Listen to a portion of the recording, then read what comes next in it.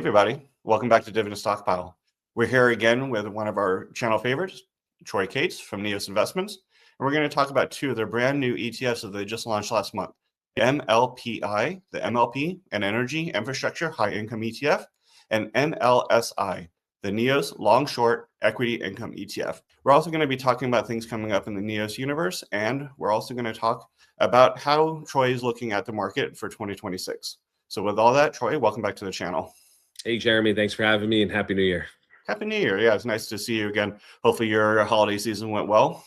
It did. Got a little bit of rest, but it was definitely a busy December. So, it was nice to see a lot of family and friends during that time. But back at it now, ready to, charge into 26 with the NEOS funds and, keep working towards getting some more ETFs out this year and obviously growing the ones we already have out. Absolutely. So you said it was a busy December. I think it's a busy 2025 for NEOS. You guys have been on fire, releasing so many new products, gaining so much more assets under management, really putting their products out there that a lot of people are really interested in, and also paying that monthly tax efficient distribution, which has been really amazing for a lot of investors. So can you guys kind of give us a recap of 2025 and for NEOS and where the company came from, where it's going to, and maybe what you're looking forward to in 2026? Sure. Now, listen, like you said, it was a great 2025. Assets under management grew tremendously over the year. We launched a number of new funds. We did have, kind of a delay in Q4 with the government shutdown and kind of backlog of, what the staff had to do to get things back going once the government reopened. But we're excited. We have a total of 16 ETFs out in the marketplace now. We have a few more in registration, so we're excited to get those out when they're ready. And assets, as I've said, have grown.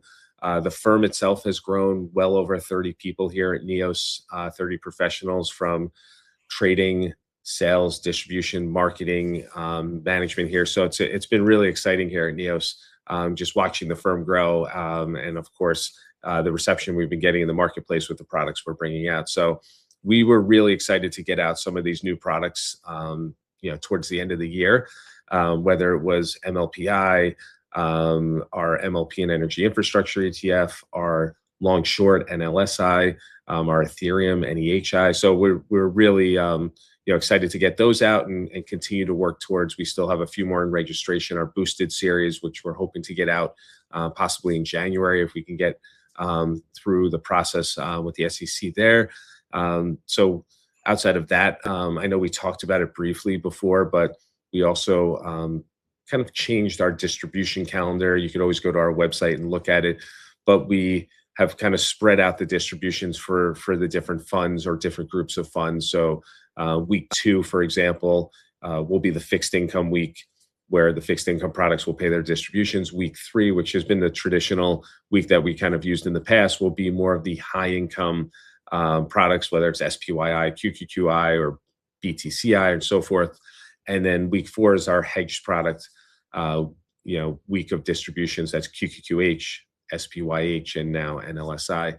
So really excited to kind of, spread out the distributions throughout the month. And, could always go to our website, neosfunds.com, and take a look at that if you're not understanding it or anything. Yeah, that's great. That's really exciting that you guys are changing that up, because I know, as you get more products, it used to be we all got paid all of them all on the same day towards the end of the month. Now, depending on the holdings you have, you could get paid almost every week at this point. And so that's great for those who need income throughout the month. If they have certain bills at certain times of the month, they just want that income, they can choose which week they want to get their payout depending on which holding they have. So that's really good. Yeah, so I really have been enjoying talking to you over the last year, talking about some of your new products, all the new innovations you guys have coming out. And I asked you this question at the beginning of 2025, so I'll go and ask it again. So what do you see for 2026 coming up? Are you guys seeing more volatility similar to last year? What are you guys seeing out there? What are you thinking? Yeah, no, I remember when we had this conversation last year and we thought about, my answer was we're definitely going to see a lot of volatility. And if we certainly did going into the tariff announcement. We talked a lot about that and thinking about those volatility levels that we saw in April that we hadn't seen that high since, previously really in the COVID timeframe. So, right now coming into this year, we're seeing this little bit of an equity rally. We're seeing, volatility fairly muted. But I think, given what's going on geopolitically, what's going on in the markets, see what the Fed does this year. I think we'll probably see a tick up in volatility again. And we've talked about this. It's not something that we shy away from. There's periods of times in the market where volatility picks up, and it could help these products out, where you could potentially bring in more income for us to distribute out, or sell calls further out of the money than we normally might with where volatility is today. So for us, all of our rules-based strategies, all of our models are looking at where volatility is and how volatility changes and so forth. So it can react to that on a month-to-month basis or a weekly basis, depending on the product. So definitely, I think we'll see an uptick in volatility throughout the year. And I think it's really going to be all eyes on the Fed, see what happens with the Fed this year. Do they continue cutting rates? Do we have a new Fed chair at some point? So I think that's where we'll be watching. Yeah. And I guess you also have the midterms later in the year that might cause some late-term volatility. So time will tell. But, that's what I love about the NEOS products is you guys are actually embracing that volatility, and it actually could benefit you, as opposed to if you just hold individual equities, you're riding the market. You don't really get to take advantage of it, but your products allow you to take advantage of those swings in the market to make income, and that's what we're all here for. So let's dig into a little bit of your new products. So at the beginning, we talked that we're going to mention MLPI, which is your MLPI and Energy Infrastructure High Income ETF, and NLSI, the NEOS Long Short Equity Income ETF. So let's go and start with MLPI, because I think that one was definitely the most anticipated and the one that got the most reaction from the audience. They were really looking forward to that one.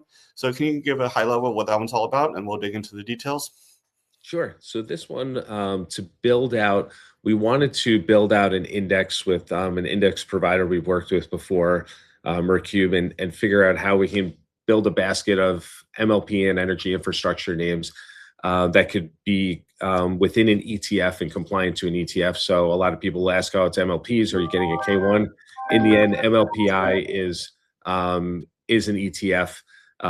So really important to note that, 68 basis point expense ratio.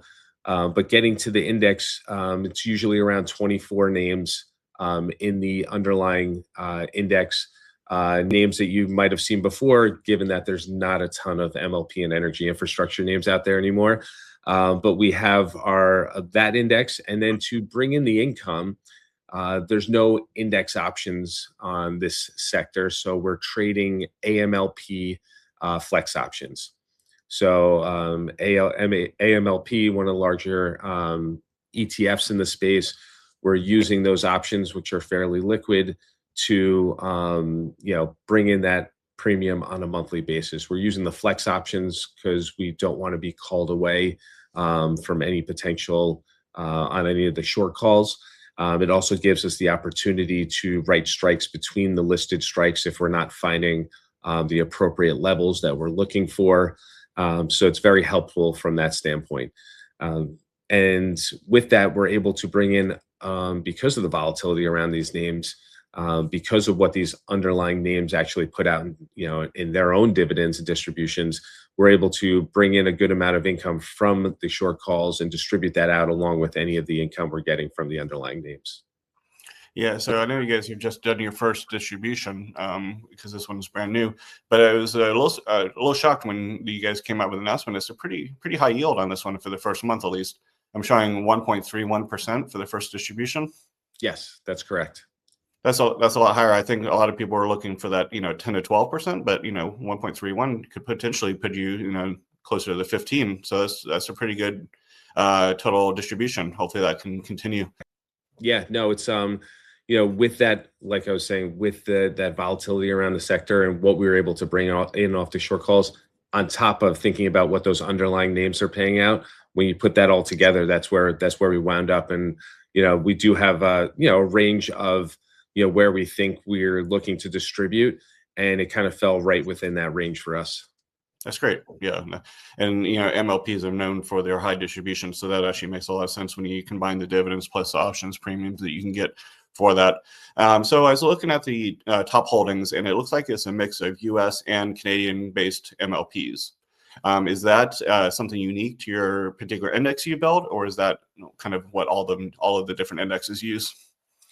A number of the other indexes take the same approach. As I was saying, there's not a ton of MLP or energy infrastructure names out there anymore. A lot of them have merged over the years. So for us to just be able to look into the U.S. and Canadian markets and figure out what makes sense for the index, we built an index that we're really excited about. Great. And so just for everyone, the top holdings as of right now, obviously subject to change, is Williams Company, Enbridge, TC Energy, Kinder Morgan, Cheniere Energy, Targa Resources, Energy Transfer, Enterprise Product Partners. So to your point, all the most popular MLPs out there in the space, plus of course a few extra that I did not mention there. So awesome. So yeah, so it's a really good package. I think a lot of income investors are really going to like that because of the high yields for MLPs plus your option strategy on top of it. I know you can't do the index ones, but are you guys going to be looking for tax loss harvesting and things like that to reduce the tax liabilities? Yes. So yeah, as you said, and as I said earlier, there's no index options to get that kind of 1256 rule. And even though we're trading flex on AMLP, you still don't get it there.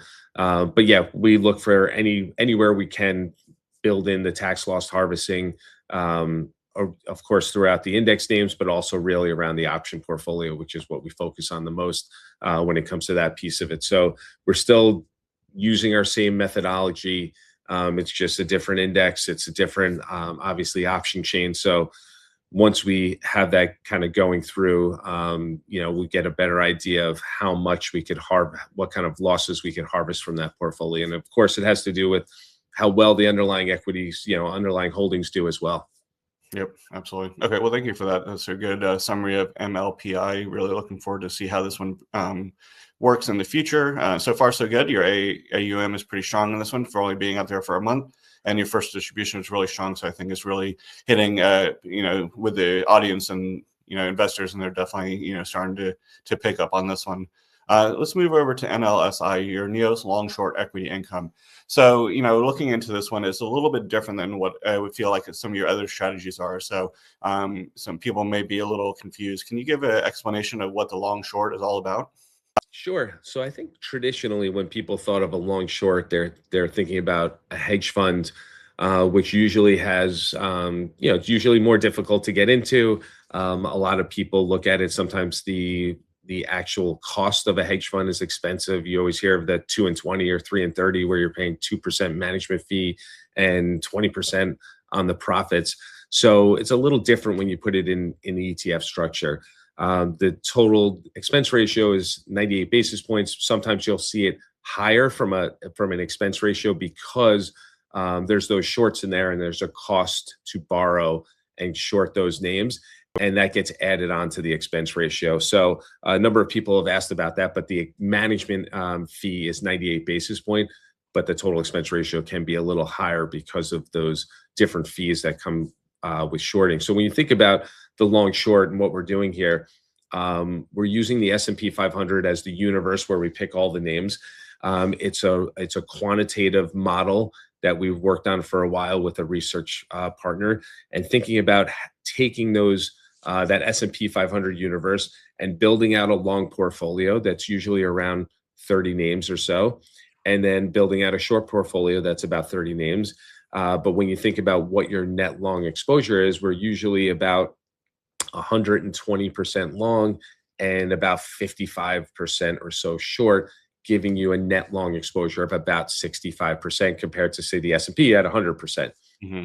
So volatility levels will be a little differently in this portfolio.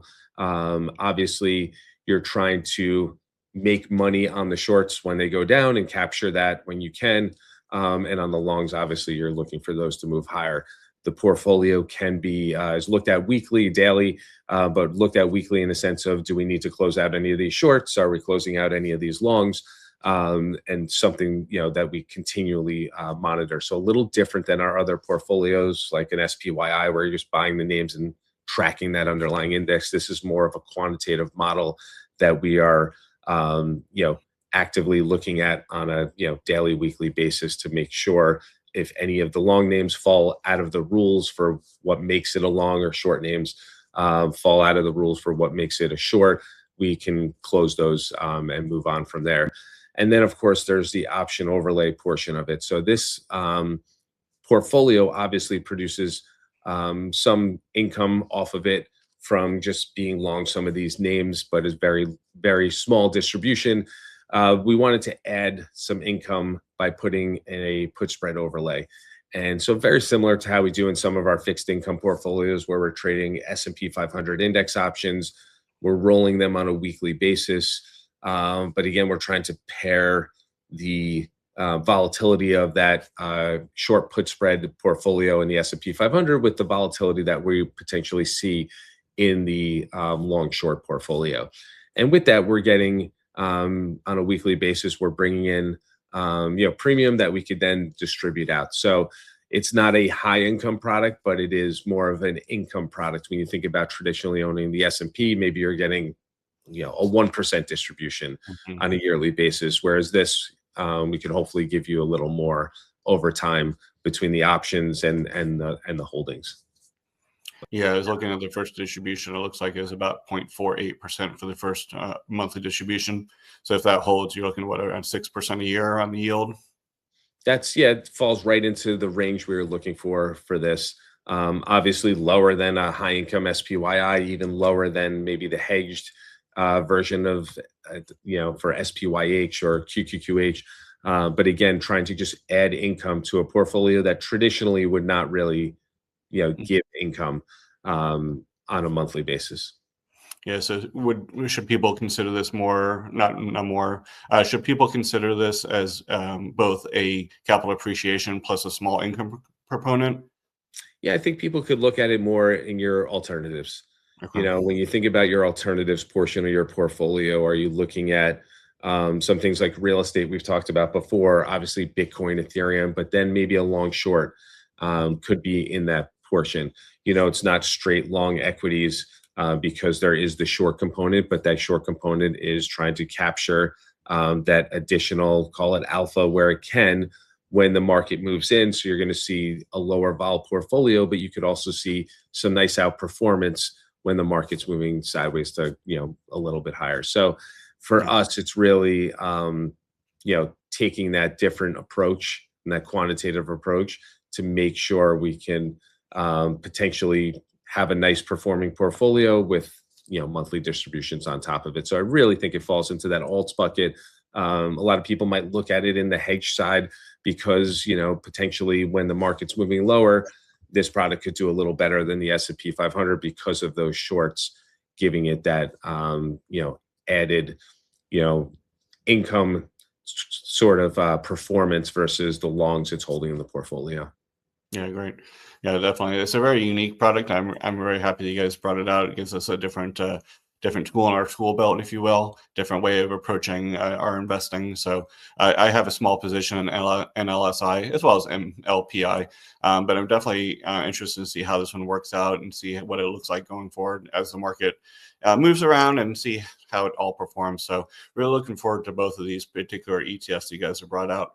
So I know 2026 is just getting started, but I'm really looking forward to what else you guys are coming out with this later this year. You mentioned the boosted products, which hopefully will come out soon. Can you just give a little snippet on what those are going to be about before we end? Sure. So we have 3 products that are in registration in the boosted series. One is a boosted version of SPYI, one is a boosted version of QQQI, and one is a boosted version of BTCI. And what we're doing here is adding some leverage to not only the underlying holdings through an option strategy, but also able to bring in potentially a little bit more income as well. And so we're looking at it as if you call SPYI your kind of core holding where you're getting high income, you could now potentially take more equity risk and do the boosted version and have potentially more income and more upside if the market's moving higher. Of course, you have that risk and the downside if you're having a levered product, but then you also can have the more conservative version, the hedged version, SPYH. So it's really how much equity risk do you want to take? You have the core, kind of the hedged, and then the boosted. Same with QQQI. And then BTCI, while we don't have a hedge, we're looking at BTCI as the core. And then if you want to take added leverage on top of that for potentially more income or more upside if the market's moving higher for Bitcoin. So we really wanted to get those three out, see what the reception was. We're really excited about them. We're doing the leverage a little different. We're doing it through put call combo on the option portfolio versus a lot of others might use swaps or something like that. So a little different than others are doing it. And we're looking at it as more long-term leverage and really thinking about how it could help your portfolio over the long term. Awesome. Really looking forward to seeing those when they come out. As you always say on all the videos and on your website, you're a solutions provider and you really are providing solutions for everyone. So you have the 16 now, adding 3 more. I'm sure you have more in the pipeline after that you guys are thinking of. So you have something for everyone depending on what their risk tolerance is, their income needs and things like that. So a big fan, of course, and really looking forward to it. So Troy, thank you so much for your time today talking about these 2 products and some of the things that are happening in the NEOS world. Everyone go to neosfunds.com to check out all their products and reach out if you guys have any questions. I'm sure Troy and his team would love to answer them for you. All right, thanks again, Troy. Thank you. Thanks for watching. While you're here, check out this next video to learn more about dividends, income investing, and option selling. And while you're here, make sure you subscribe. Click the like button. It really does help. Thanks.